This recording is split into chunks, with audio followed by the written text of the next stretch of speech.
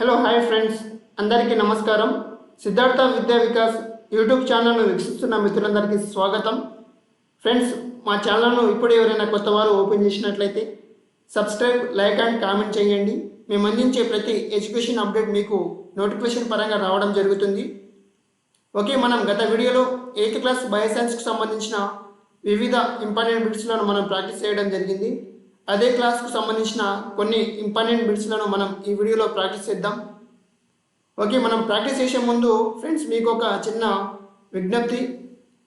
మనం ఏంటంటే ఈ క్వశ్చన్స్ అన్నీ మనం పాఠ్యపుస్తకం నుండి గ్రహించి మనం తయారు చేస్తున్నాం కాబట్టి మీరు పాఠ్యపుస్తకాన్ని క్షుణ్ణంగా చదివిన తర్వాతనే మీరు ఇది ప్రాక్టీస్ చేసినట్లయితే మీకు ఒక చిన్న అవగాహన అనేది వస్తుంది.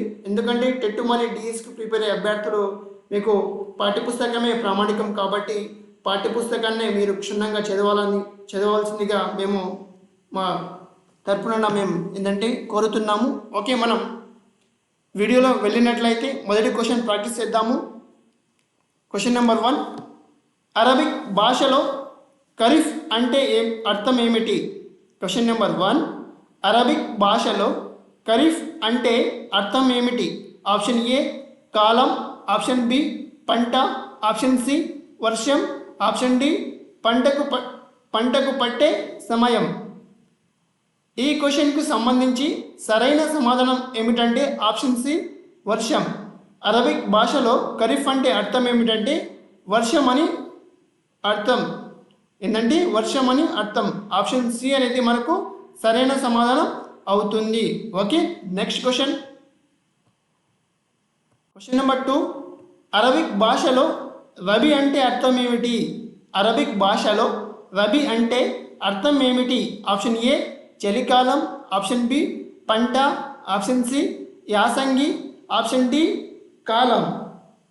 అరబిక్ భాషలో రబీ అంటే అర్థం ఏమిటి?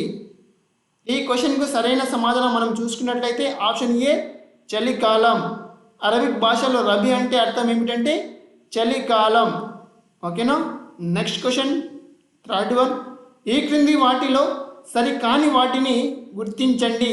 ఈ క్రింది వాటిలో సరికాని వాటిని గుర్తించండి. ఆప్షన్ ఏ 180 రోజులు లేదా అంతకంటే ఎక్కువ కాలం పట్టిన పంటలను దీర్ఘకాలపు పంటలు అంటారు. 180 రోజులు లేదా అంతకంటే ఎక్కువ కాలం పట్టిన పంటలను దీర్ఘకాలపు పంటలు అంటారు. నెక్స్ట్ ఆప్షన్ చూసుకుందాము. ఆప్షన్ బి 100 రోజులు లేదా అంతకంటే తక్కువ కాలం పట్టిన పంటలను స్వల్పకాలపు పంటలు అంటారు. 100 రోజులు లేదా అంతకంటే తక్కువ కాలం పట్టిన పంటలను స్వల్పకాలపు పంటలు అంటారు. ఆప్షన్ సి జూన్ అక్టోబర్ మధ్య పండే పంటలను రబీ పంటలు అంటారు. అక్టోబర్ నుండి జూన్ ఏప్రిల్ నెల మధ్యలో పండే పంటలను జయాద్ పంటలు అంటారు. ఆప్షన్ డి చూద్దాము. వరి పంటలను రబీ, ఖరీఫ్ 2 సీజన్లలో సాగు చేస్తారు. ఈ క్వశ్చన్కి ఏంటంటే సరి కానిది మనం గుర్తించాలి కాబట్టి సరే చూడండి, క్వశ్చన్లో ఏముందంటే కింది వాటిలో సరి కాని వాటిని మనం గుర్తించాలి కాబట్టి ఆప్షన్ సి అనేది మనకు సరి కాని సమాధానం అవుతుంది. జూన్ అక్టోబర్ మధ్య పండే పంటలను ఏమంటారంటే రబీ కాదు ఖరీఫ్ పంటలు అంటారు. ఏంటంటే ఖరీఫ్ పంటలు. జూన్ అక్టోబర్ మధ్య పండే పంటలను ఖరీఫ్ పంటలు అంటారు. అక్టోబర్ నుండి జనవరి లేదా ఏంటంటే ఏప్రిల్, అక్టోబర్ నుండి ఏంటంటే జనవరి నుండి ఏంటంటే ఏప్రిల్ నెల మధ్యలో పండే పంటలను జయాద్ కాదు ఇక్కడ ఖరీఫ్ పంటలు అంటారు. ఇక్కడ ఏంటంటే ఖరీఫ్ పంటలు. ఇక్కడ జూన్ నుండి అక్టోబర్ మధ్య పండే పంటలను ఏంటంటే ఖరీఫ్ పంటలని, అక్టోబర్ నుండి జనవరి ఏప్రిల్ నెల మధ్య పండే పంటలను ఏంటంటే రబీ పంటలు అంటారు. ఇక్కడ రబీ పంటలు అంటారు. ఈ జయాద్ పంటలు ఏంటంటే ఏప్రిల్ మే ఒక 2 monthsలోనే పండించే పంటలు జయాద్ పంటలు.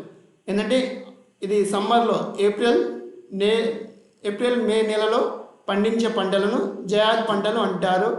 అక్టోబర్ నుండి ఏంటంటే జనవరి ఏప్రిల్ నెల మధ్యలో పండే పంటలను రబీ పంటలు అంటారు. జూన్ నుండి అక్టోబర్ మధ్య పండే పంటలను ఏంటంటే రబీ కాలం, ఇక్కడ ఖరీఫ్ పంటలు అని అంటారు. ఓకే, వరిని ఏంటంటే 2 సీజన్లలో పండిస్తారు. అదేంటంటే రబీ, ఖరీఫ్ అనే 2 సీజన్లో ఈ వరిని ఏంటంటే సాగు చేస్తారు. 100 రోజులు లేదా అంతకంటే తక్కువ కాలం పట్టిన పంటలను స్వల్పకాలపు పంటలు అంటారు. 180 రోజుల కంటే అత్యధిక కాలం, అంతకంటే ఎక్కువ కాలం పట్టిన పంటలను దీర్ఘకాలపు పంటలు అంటారు. Okay, next question, 4th question వచ్చేసి ఖరీఫ్ కాలంలో పండించే పంటలను గుర్తించండి. ఖరీఫ్ అంటే ఏంటంటే వానాకాలం. ఖరీఫ్ అంటే తెలుసు కదా, వానాకాలం. ఈ ఖరీఫ్ కాలంలో పండించే పంటలను గుర్తించండి. Option A barley, option B శనగలు, ఆప్షన్ సి ఆవాలు, ఆప్షన్ డి జీలకర్ర, ధనియాలు. ఈ క్వశ్చన్కు సరైన సమాధానం ఏమిటంటే ఈ క్వశ్చన్కు సరైన సమాధానం చూసుకున్నట్లయితే మనం ఆప్షన్ ఈ మినుములు.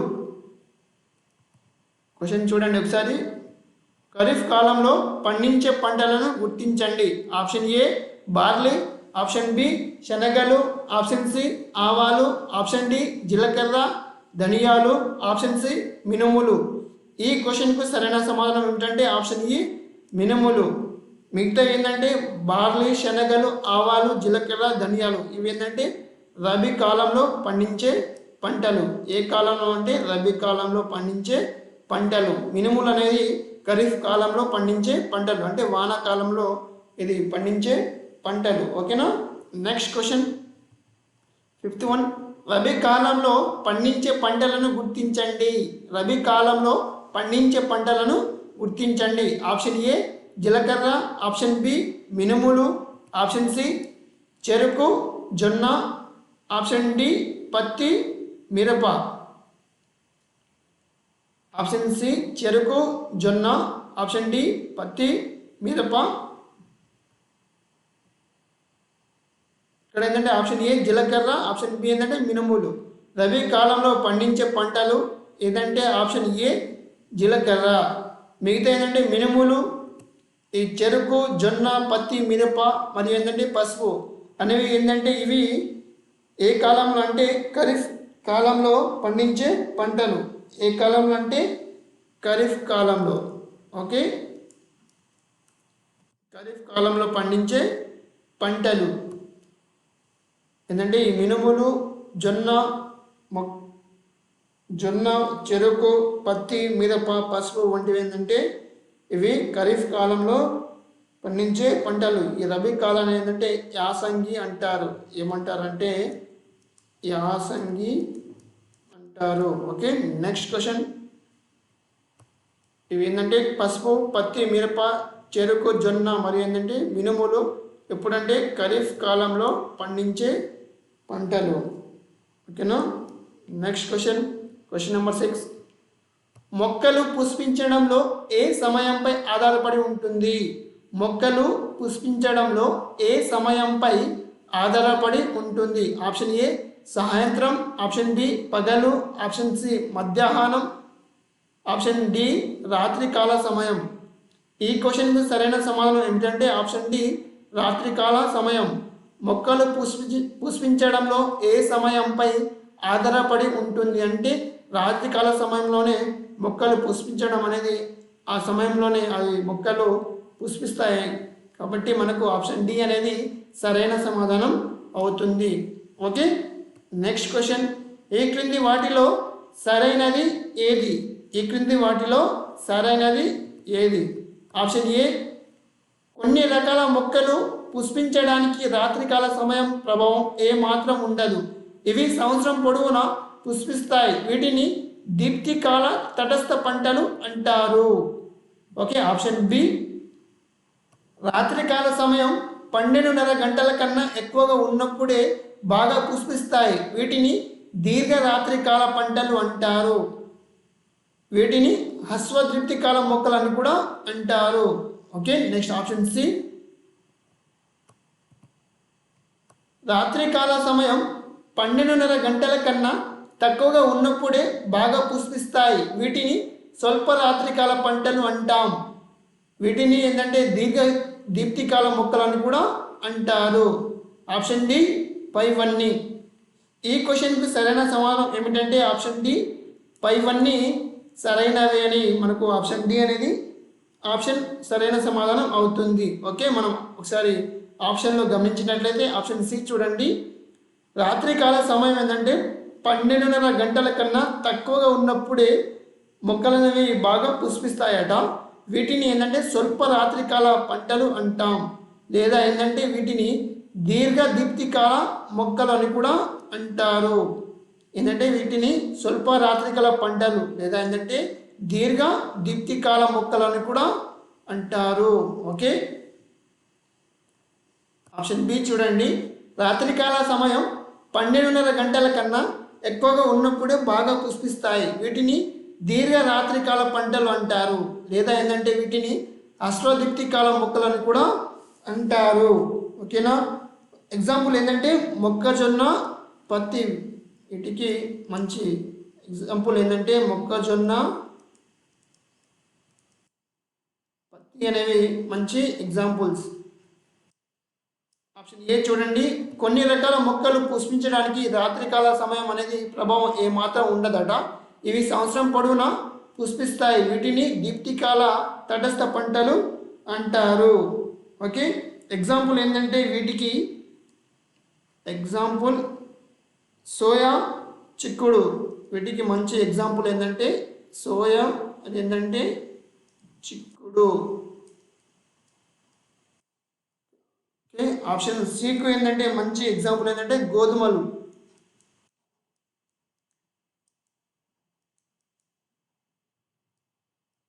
గోధుమలు అనేవి వీటికి సరైన సమాధానం అవుతుంది. ఓకే,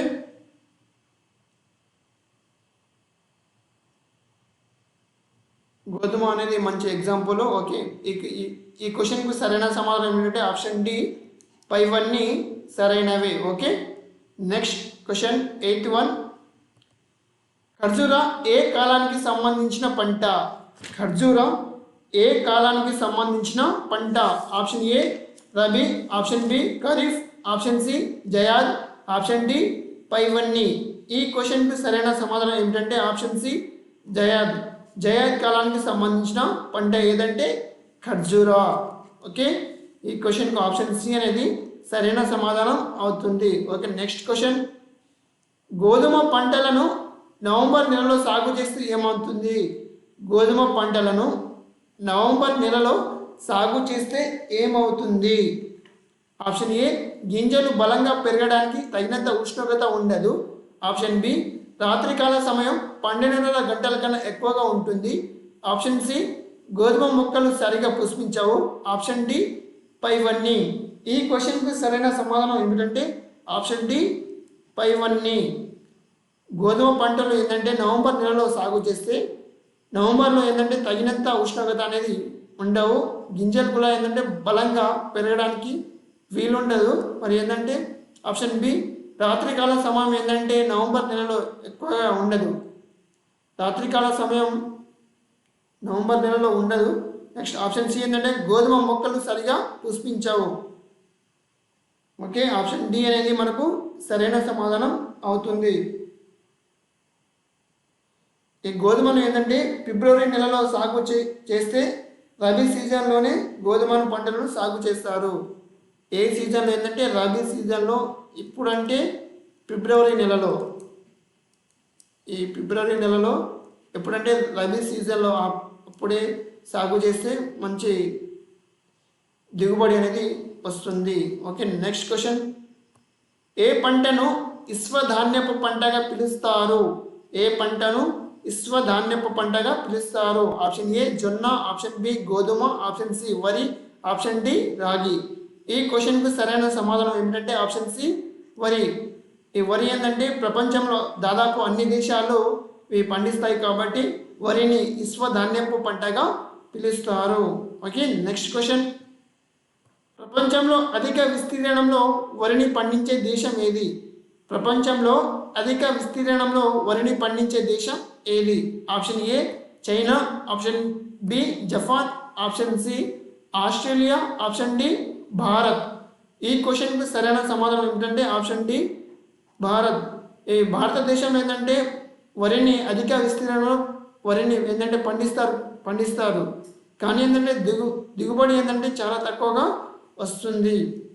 ఈ చైనా దేశంలో ఏంటంటే అత్యల్పంగా విస్తీర్ణంలో పండించి అత్యధిక దిగుబడి వచ్చే విధంగా ఇక్కడ ఈ చైనా దేశంలో రావడం జరుగుతుంది.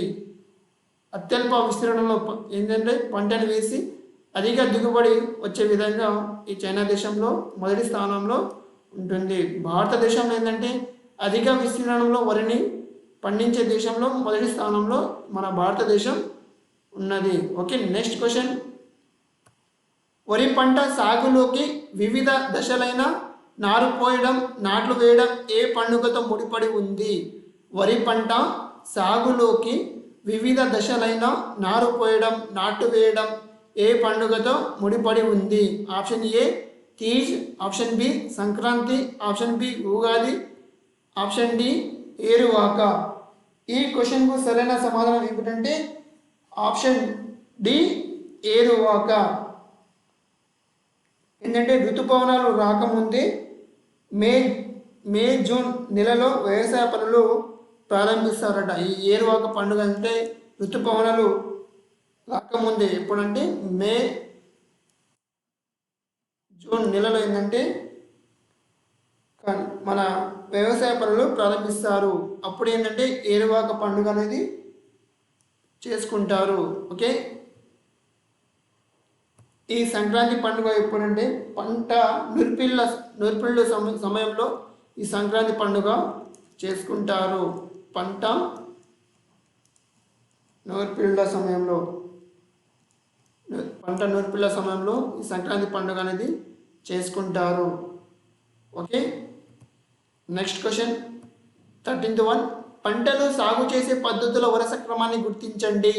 పంటలు సాగు చేసే పద్ధతుల వరుస క్రమాన్ని గుర్తించండి. ఆప్షన్ ఏ నేలను సిద్ధం చేయడం, విత్తనాలు నాటడం, ఎరువులను అందించడం, నీటి పారుదల సౌకర్యం కల్పించడం, కలుపు తీయడం, పంట కోత, పంట దిగుబడి నిల్వ చేయడం.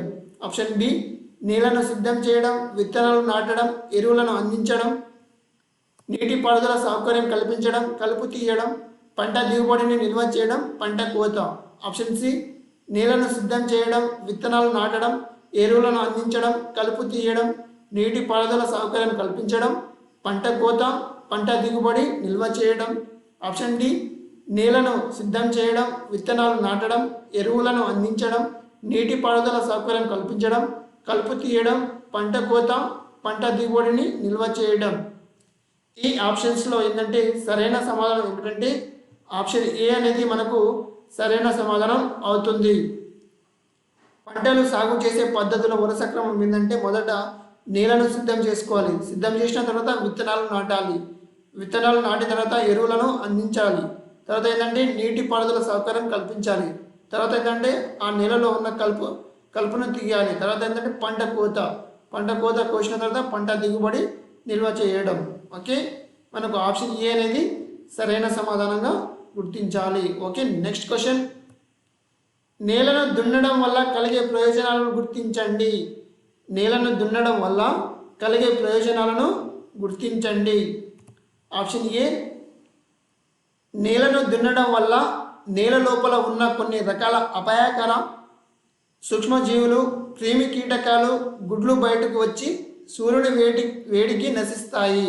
ఆప్షన్ బి రైతులకు ఉపయోగపడే సూక్ష్మజీవులు, వానపాములు వంటివి మెత్తటి మృదువైన మట్టిలో బాగా పెరుగుతాయి. ఆప్షన్ సి వేర్లు నేలలోకి సులభంగా చుచ్చుకొని పోవడానికి వీలవుతుంది. అవి శ్వాసించడానికి అవసరమైన గాలి నేలలోకి సులభంగా చేరుతుంది. ఆప్షన్ డి మట్టి మృదువుగా మారడం వల్ల నేల లోపల నీరు చాలా కాలం నిల్వ ఉంటుంది. గాలి నీరు నేల లోపలి మట్టి కణాల మధ్యకు సులభంగా చేరుతాయి. ఆప్షన్ ఈ పైవన్నీ సరైనవే. ఈ క్వశ్చన్కు సరైన సమాధానం ఏమిటంటే ఆప్షన్ ఈ పైవన్నీ సరైనవే అనే మనకు ఆప్షన్ సరైన సమాధానం అవుతుంది. ఓకే, ఆప్షన్ డి ఒకసారి చూడండి. మట్టి మృదువుగా మారడం వల్ల నేల లోపల ఏంటంటే నీరు చాలా కాలం నిల్వ ఉంటుందట. మరి ఏంటంటే గాలి నీరు నేల లోపలి మట్టి కణాల మధ్యకు సులభంగా చేరుతుంది. ఈ గాలి నీరు ఏంటంటే నేల లోపలి మట్టి కణాల మధ్యకు సులభంగా చేరుతాయి. ఇప్పుడంటే మట్టిని మనం మృదువుగా మారడం వల్ల. ఓకే, ఆప్షన్ సి చూడండి, వేర్లు నేలలోకి సులభంగా చొచ్చుకొని పోవడానికి వీలవుతుంది. ఏంటంటే మొక్క యొక్క వేర్లు నేలలోకి సులభంగా చొచ్చుకొని పోవడానికి వీలవుతుంది. అవి శ్వాసించడానికి అవసరమైన గాలి నేలలోకి సులభంగా చేరుతుంది. ఓకే, ఆప్షన్ బి చూడండి, రైతులకు ఉపయోగపడే సూక్ష్మజీవులు వానపాములు వంటివి మెత్తటి మృదువైన మట్టిలో బాగా పెరుగుతాయి.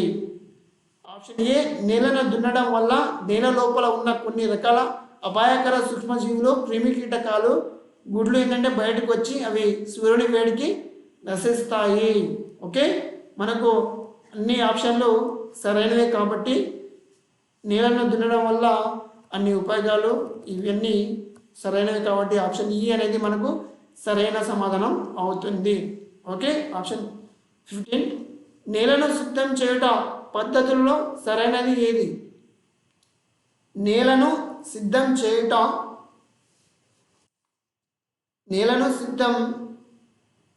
చేయుట పద్ధతుల్లో సరైనది ఏది? ఆప్షన్ ఏ, రైతులు తమ పొలాన్ని గట్లు కట్టి చిన్న చిన్న మడులుగా విభజిస్తారు. ఆప్షన్ బి, ఈ మడులను నాగళ్లతో దున్నుతారు. మడ్ల గొర్రుతో దున్ని కలుపు మొక్కలను పికిలిస్తారు. ఆ తర్వాత పశువుల ఎరువు వేస్తారు. ఆప్షన్ సి, చెదును పలకను ఎద్దరకు కట్టి లాగుతారు. ఇలా చేయడం వల్ల నేల చదునవుతుంది. మడిని నీటితో నింపుతారు. ఇలా చేయడం వల్ల కలుపు మొక్కలు కుళ్ళిపోయి నేలకి పోషక పదార్థాలను అందిస్తాయి. దీనివల్ల నేలలో హ్యూమస్ చేరి నేల గుల్లబారి మెత్తగా అవుతుంది. నెక్స్ట్ ఆప్షన్ డి, పైవన్నీ సరైనవే.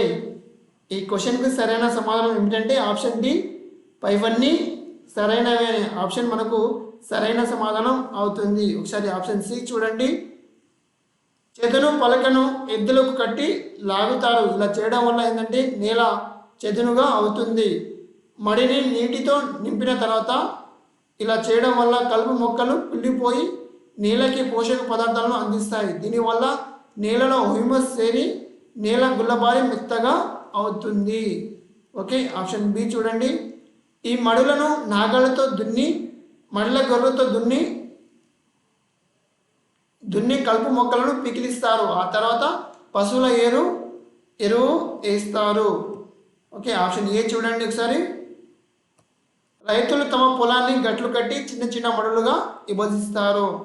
కాబట్టి అన్ని ఆప్షన్లు సరైనవి కాబట్టి ఆప్షన్ డి అనేది పైవన్నీ సరైనవి అనే ఆప్షన్ మనకు సరైన సమాధానం అవుతుంది. ఓకే, నెక్స్ట్ క్వశ్చన్, నాగలిని నేలను దున్నడానికి ఉపయోగిస్తారు.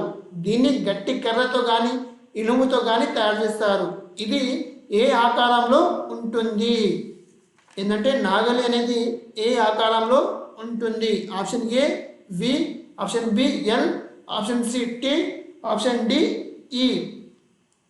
ఈ క్వశ్చన్కు సరైన సమాధానం ఏమిటంటే ఆప్షన్ సి టి. నాగలి అనేది టి అనే ఆకారంలో ఉంటుంది. Okay, next question 17th one, విత్తనాలను వేయడానికి లేదా నారు మొక్కలు నాటడానికి పొలంలో మట్టి గడ్డలను పగలగొట్టి నేల చదును పలక ద్వారా చేస్తారు. వీటిని దేనితో తయారు చేస్తారు?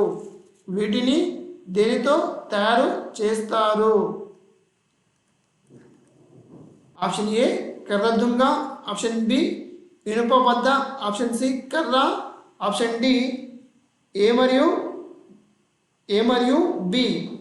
ఈ క్వశ్చన్కి సరైన ఆప్షన్ ఏంటంటే ఆప్షన్ డి ఏ మరియు బి, కర్రదుంగ లేదా ఇనుప బద్ద. ఈ కర్రదుంగ చివరన ఇనుప బద్ద అనేది ఉంటుంది. ఏంటంటే ఈ కర్రదుంగ చివరన ఏంటంటే ఇనుప బద్ద అనేది ఉంటుంది. ఈ ఇనుప బద్దని ఏంటంటే కర్రు అంటారు, అంటే కర్రు కూడా అంటారు.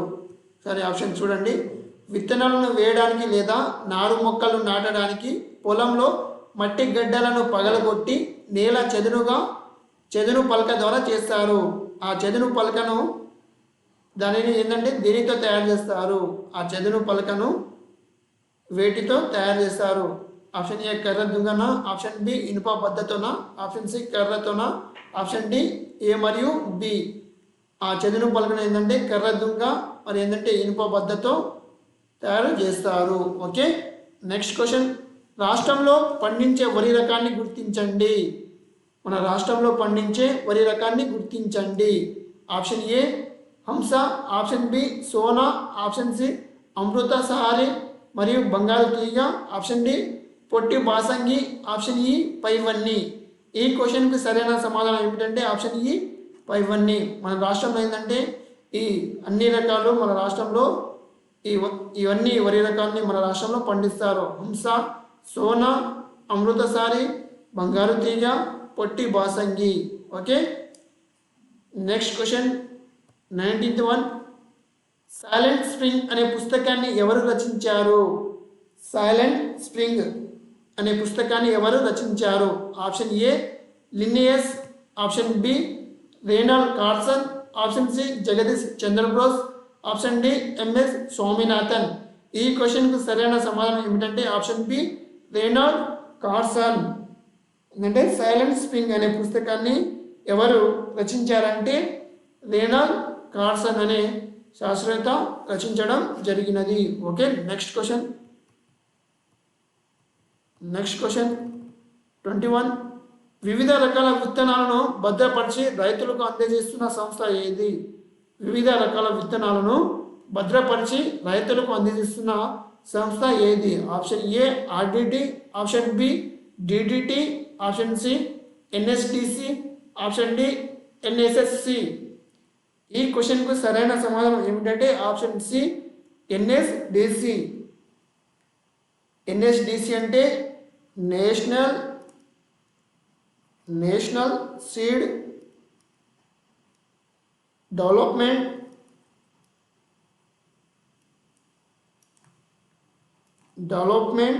కార్పొరేషన్.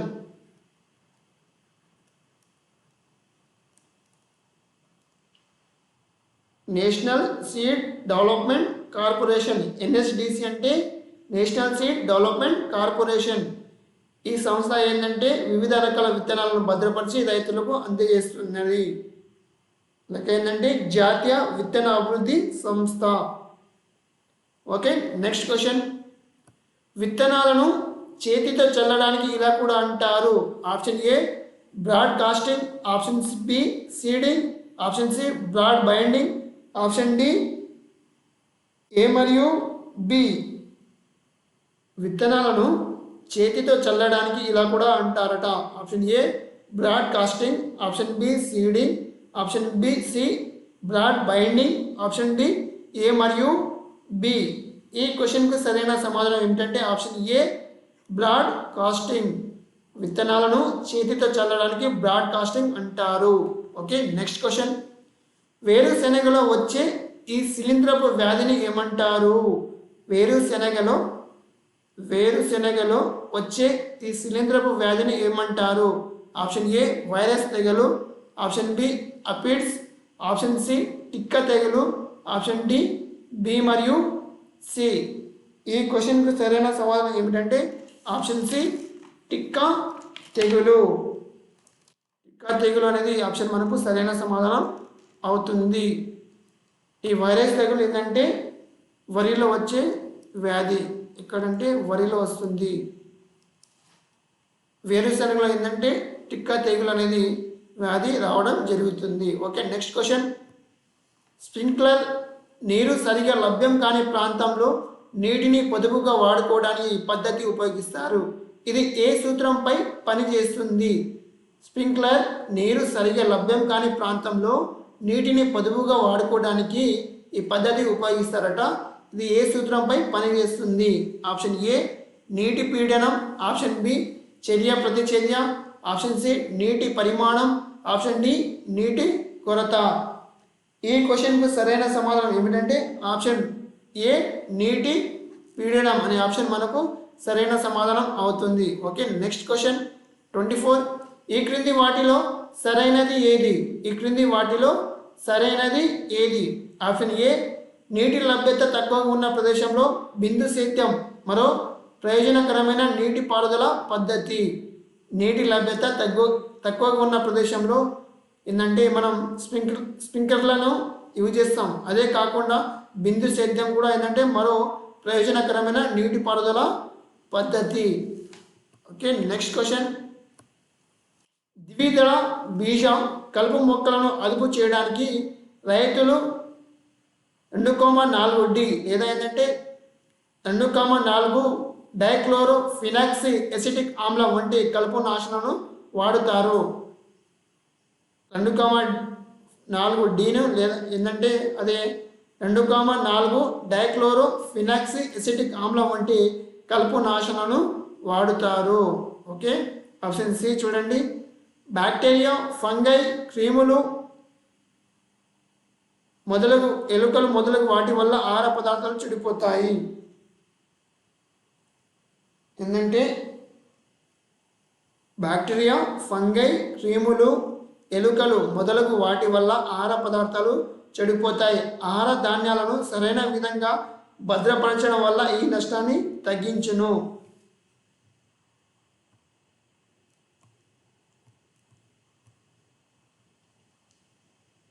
బ్యాక్టీరియా, ఫంగై, క్రిములు, ఎలుకలు మొదలగు వాటి వల్ల ఆహార పదార్థాలు చెడిపోతాయి. ఆహార ధాన్యాలను సరైన విధంగా భద్రపరచడం వల్ల ఈ నష్టాన్ని తగ్గించవచ్చు. ఓకే, ఆప్షన్ డి పైవన్నీ సరైనవే. ఓకే, ఒకసారి ఆప్షన్ గమనిద్దాము. ఆప్షన్ ఏ చూడండి.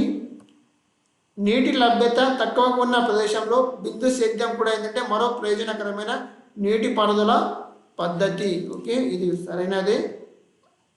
ద్విదళ బీజ కలుపు మొక్కలను అదుపు చేయడానికి రైతులు ఏంటంటే 2,4 డైక్లోరోఫినాక్స్ ఎసిటిక్ ఆమ్లం వంటి కలుపు నాశనాలను వాడుతున్నారు. ఏదంటే 2,4 డైక్లోరోఫినాక్స్ ఎసిటిక్ ఆమ్లం వంటి కలుపు నాశనాలను వాడుతున్నారు. ఓకే, ఆప్షన్ సి చూడండి. బ్యాక్టీరియా, ఫంగై, క్రిములు, ఎలుకలు మొదలగు వాటి వల్ల ఆహార పదార్థాలు ఏంటంటే చెడిపోతున్నాయి. ఈ ఆహార ధాన్యాలను సరైన విధంగా భద్రపరచడం వల్ల ఈ నష్టాన్ని మనం తగ్గించవచ్చును. ఓకే, మనకు ఆప్షన్ డి అనేది సరైన సమాధానం అవుతుంది. Okay, next question 25. జంతువుల పెంపకంలో కూడా మనం శ్రద్ధ వహిస్తాం. ఆహారాన్ని అందజేయడం, వసతిని కల్పించడం, రక్షణ కల్పించడం, జంతువుల ప్రజననం వంటి అంశాలను అమలు చేయడాన్ని ఈ విధంగా అంటారు. ఆప్షన్ ఏ యాజమాన్య పద్ధతులు, ఆప్షన్ బి పశు రక్షణ, ఆప్షన్ సి పశు పోషణ, ఆప్షన్ డి జంతు ప్రేమి. ఈ క్వశ్చన్కు సరైన సమాధానం ఏమిటంటే ఆప్షన్ సి పశు పోషణ.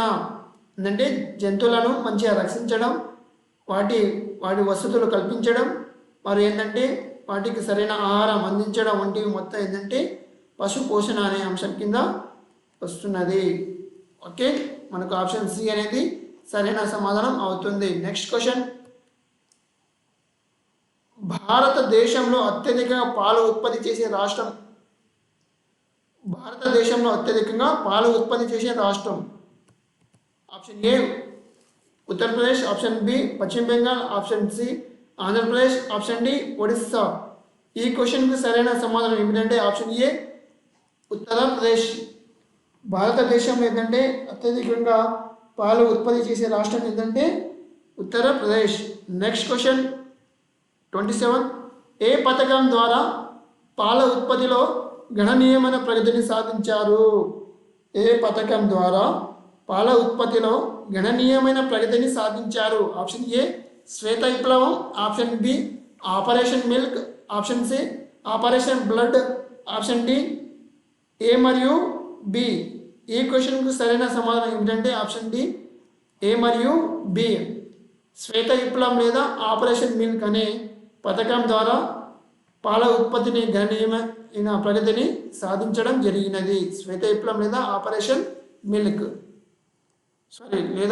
శ్వేత విప్లవం మరియు ఏంటంటే ఆపరేషన్ మిల్క్ ఇదేంటే గణనీయమైన ప్రగతిని పాల ఉత్పత్తిలో గణనీయమైన ప్రగతిని సాధించడం జరిగింది.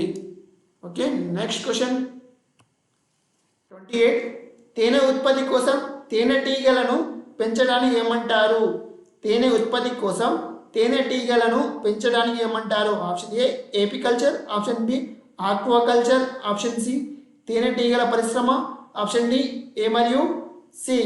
ఈ క్వశ్చన్కు సరైన సమాధానం ఏమిటంటే ఆప్షన్ డి ఏ మరియు సి. ఏపికల్చర్ ఏంటంటే తేనెటీగల పరిశ్రమ. ఇది మనకు తెలుగులో, ఇది ఏంటంటే మనకు ఇంగ్లీష్లో. తేనె ఉత్పత్తి కోసం తేనెటీగలను పెంచడానికి తేనెటీగల పరిశ్రమ మరియు ఏంటంటే ఏపికల్చర్ కూడా అంటారు. కాబట్టి ఆప్షన్ డి అనేది మనకు సరైన సమాధానం అవుతుంది. ఆక్వాకల్చర్ ఏంటంటే మనకి ఏంటంటే ఇది ఒక చేపలను పెంచే ఒక పద్ధతి అన్నమాట. ఆక్వాకల్చర్ అంటే చేపలు పెంచే ఒక పద్ధతిని ఆక్వాకల్చర్ అంటారు. Next question. భారతదేశంలో మొత్తం ఎన్ని రకాల ప్రధాన తేనెటీగల జాతులను గుర్తించబడ్డాయి? Option A 6, option B 5, option C 4, option D 7. ఈ క్వశ్చన్కి సరైన సమాధానం ఏమిటంటే ఆప్షన్ ఏ 6. ఏవి అంటే ఏపిస్ డెర్సెటా, ఏపిస్ ఇండికా, ఏపిస్ ఫ్లోరా, ఏపిస్ మెలిసోనా, ఏపిస్ ట్రిగోనా, ఏపిస్ సెరానా. ఏంటంటే ఎన్ని జాతులు ఉన్నాయంటే 6 జాతులు ఉన్నాయి. అవి ఏంటంటే ఏపిస్ డార్సెటా, ఏపిస్ ఇండికా, ఏపిస్ ఫ్లోరా, ఏపిస్ మెలిఫోనా, ఏంటంటే ఏపిస్ ట్రిగోనా మరియు ఏంటంటే ఏపిస్ సెరోనా. ఇవి మనకి ఏంటంటే భారతదేశంలో ఉన్న తేనెటీగల యొక్క జాతులు. Okay, next question. Apis cerana అనే తేనెటీగల తుట్టె నుండి ఒక సంవత్సరంలో ఎన్ని కిలోల తేనె ఉత్పత్తి అవుతుంది?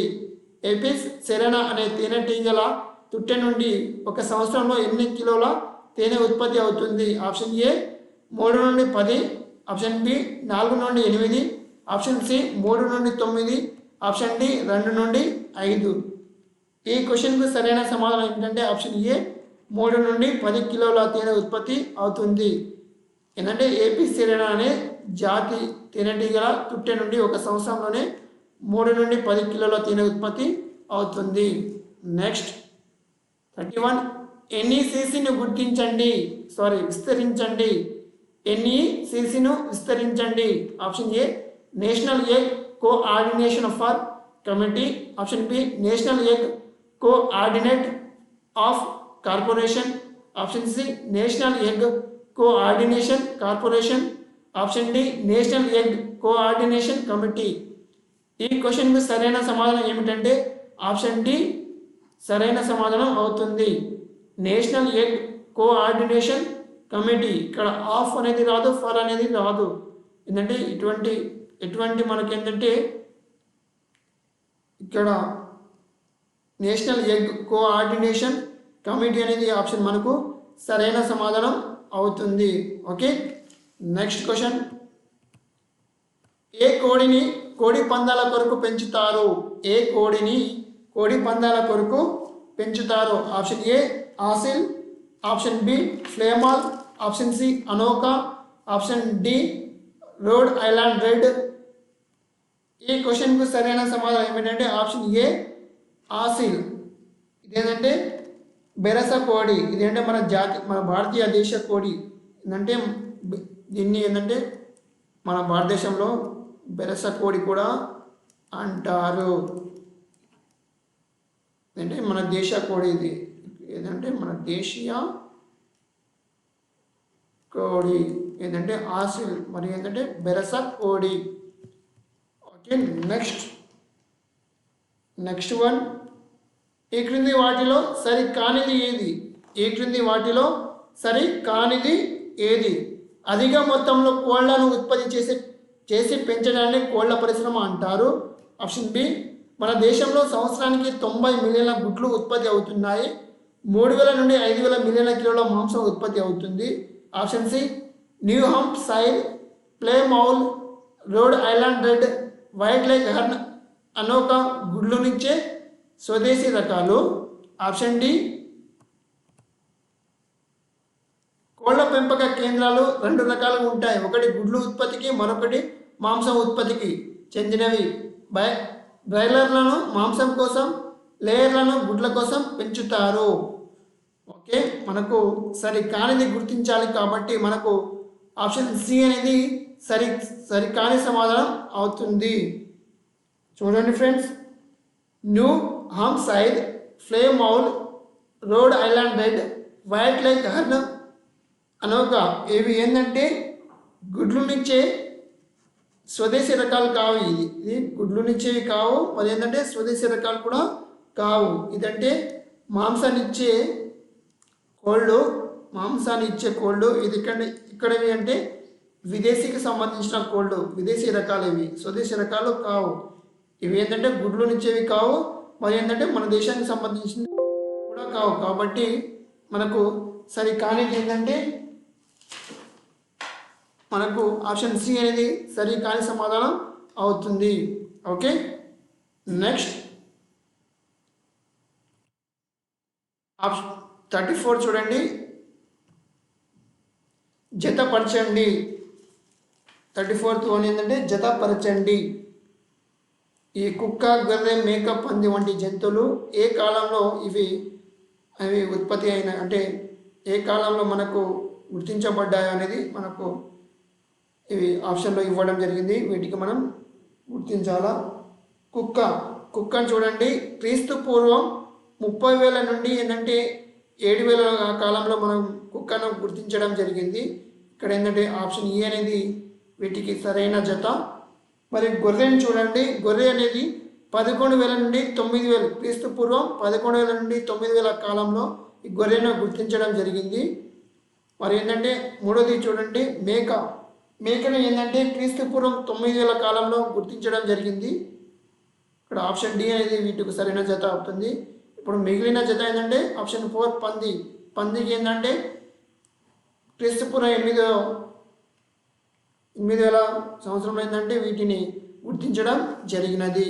ఓకే, నెక్స్ట్ వన్ చూడండి. 35 జతపరచండి. వివిధ వరి రకాలు వివిధ దేశాల్లో అంటే ఏ విధంగా పిలుస్తారు అనేది వీటిలో ఇవ్వడం జరిగింది. ఇప్పుడు మనం చూద్దాము. వరైజా సటైవా అనేది ఆసియాలో పిలవడం జరుగుతుంది. ఏంటంటే వరైజా సటైవా. మరి ఏంటంటే వరైజా గ్లోబేరియా అనేది ఎక్కడంటే ఆఫ్రికా ఖండానికి సంబంధించింది. నెక్స్ట్ మూడోది వరైజా గ్లోమెపాట్యులియా అనేది ఎక్కడంటే అమెరికాకు సంబంధించింది. నెక్స్ట్ ఏంటంటే వరైజా అనే మొదట ఎవరు దీన్ని ఏంటంటే ప్రతిపాదించారనేది ఎవరంటే లిన్నియస్. ఇక్కడ బి, ఇక్కడ సి, ఇక్కడ ఏంటంటే ఏ. వరైజా సటైవా ఏంటంటే ఏ ఖండానికి అంటే ఆసియా ఖండానికి సంబంధించిన వరి శాసనం. వరైజా గ్లోబేరియా అనేది ఆఫ్రికా ఖండానికి సంబంధించింది. నెక్స్ట్ ఏంటంటే వరైజా గ్లోమెపాట్యులియా అనేది అమెరికాకు సంబంధించింది. వరైజా అనే దానిని మొదట ప్రతిపాదించింది ఏంటంటే లిన్నియస్ అనే శాస్త్రవేత్త మొదట వీటి గురించి పరిశోధన చేయడం జరిగినది. ఓకే, మనకు ఈ వీడియోలో ఇది మనకు చివరి క్వశ్చన్. ఓకే ఫ్రెండ్స్, ఈ వీడియోను చివరి వరకు చూసిన మిత్రులందరికీ ధన్యవాదములు. మనకేంటంటే ప్రతి ప్రశ్న మనకు పాఠ్యపుస్తకం నుండి సేకరించి మనం రాస్తున్నాం కాబట్టి మీరు పాఠ్యపుస్తకాన్ని క్షుణ్ణంగా చదవాల్సిందిగా నేను కోరుతున్నాను. ఓకే ఫ్రెండ్స్, ఈ వీడియో మీకు నచ్చినట్లయితే మీ ఫ్రెండ్స్ వాళ్ళకు కూడా షేర్ చేయండి. ఇంకా మరెన్నో మంచి క్వశ్చన్తో మీ ముందుకు వస్తాను. ఓకే, థ్యాంక్ యూ, ధన్యవాదములు.